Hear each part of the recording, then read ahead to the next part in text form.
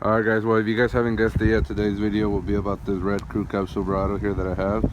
And I'm going to be trying to eliminate the Chevy lean that they have, which is, what they consider the Chevy lean is the rear passenger or the rear driver side will have, or will look lower than the rear passenger side, and it'll kind of look crooked. And I was measuring it around and I kind of noticed that the front passenger sits like, or the front passenger sits like 2 inches higher than the front driver. So I'm assuming maybe that's why the truck kind of rides crooked. So I bought some drop coils, some 2-inch drop coils, and I'm gonna try installing just one, which is kind of dumb, but I'm gonna try to install just one on the passenger side and see if that fixes that issue. And let me do a quick walk around to kind of show you what I mean. You see there, the front wheel is like just about tucking in the fender well.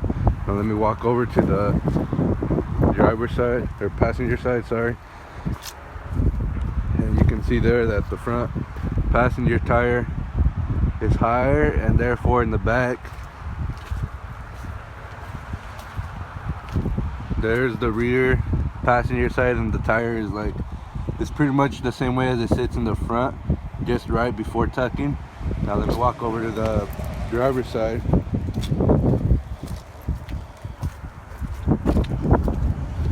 And you can see that the front driver's side actually does tuck the wheel.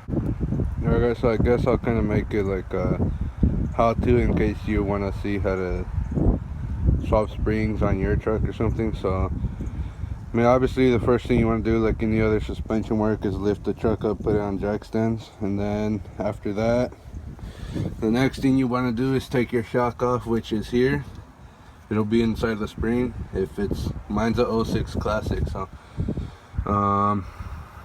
yeah, you do that. The top nut for the shock is a 15, the two bottom bolts are 13s, and then the sway bar end link here, that's a 15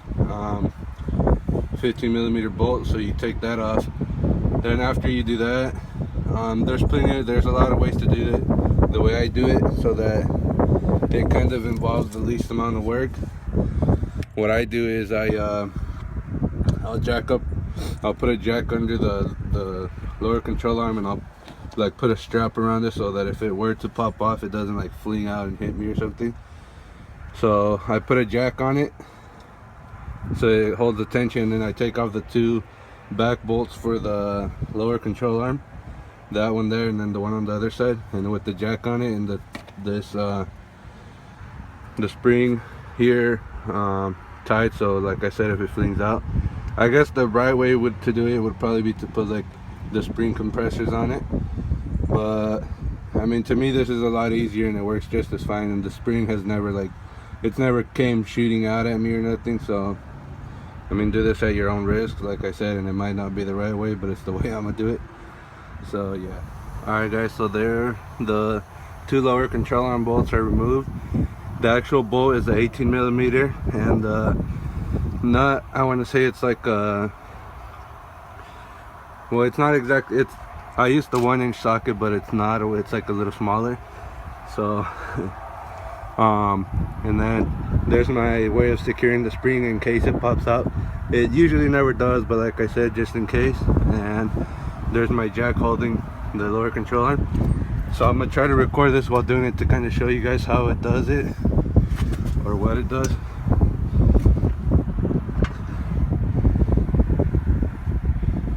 So there we go, the lower control arm is now going down.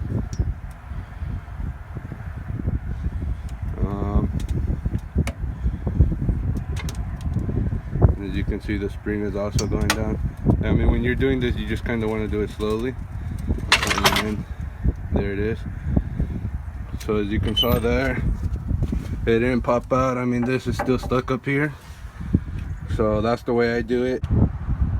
Alright guys, well there it is, my new to me spring. I bought it off Craigslist, so that's why it's dirty, but there it is installed. Don't forget to torque down your lower control arm bolts, and then your sway bar and link bolt, and then your shock. I would say probably the most important thing when you're doing this is securing your spring there so it won't pop out, because I mean the most important thing here is your life, you know. So I'm not going to try to be some sort of life lecture, but yeah, just don't forget to tighten down your spring and you'll pretty much not tight well, don't forget to tie it down and you'll pretty much be good, and you'll be able to see the results after. So yeah. Alright guys, so I come to the car wash. I had to come to one of those lame ones that you just kind of, they're like brushed, they're like touchless, and normally the one I go to has like the brushes spinning around, but now with the lowered front end, it's like it didn't. Those have like a little frame rail on the floor, so it kind of guides your car so it goes straight. Well, those frame rails now hit on my frame rails, so it wouldn't let the truck go on. So I had to come to one of these lame ones. Alright guys, well they're the don't mind my little husky dog there, but there it is. I just kind of went to the car wash to give it a wash so it kind of looks better. As you can see now, the front and the back look just about even. See there and there, and then if you go to the other side,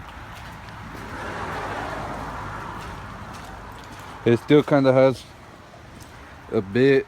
This corner here, pretty much I measured all around, and all of them from like the center hub to the top of the fender, they measure like 15 1/4, or I mean 15. That one, and that one. Now this one measures 15, so now it's only a 1/4 inch difference. It's really not really noticeable unless you are like looking for it, I guess. And yeah, I mean it's pretty much, my truck has, I forgot to say, it has a 4/6 drop in the rear. It has the flip kit, which drops at 6 inches. And then the front has the 2-inch drop spindles. And then I'm probably gonna get a lot of like hate for this, or like stuff for it, if anyone ever actually watches the video, but I ended up just cutting the springs because the 2-inch drop ones lowered it too much. So I ended up cutting like half a coil on that side, and then a full coil on this side to level out, to even out the front, so it would be pretty much straight across. And when you cut them, it really only changes the spring rate. And I mean, you're only pretty much, if the coil has like, the whole coil has, let's say it has 100 pounds of like 100-pound coil or whatever you want to call it. Pretty much if you were to cut it in half, it would make it a 200-pound coil. I mean, I only cut, like on that side, I only cut 1 inch off of it. That's what like half a coil gets you. And on this side I cut a full coil, so a full coil gets you a 2-inch. So pretty much, I mean, the whole coil measures 17 or like 17-18 inches. So I mean, that really doesn't really change the spring rate a little bit, not much. Trans Am there. So yeah, thanks for watching.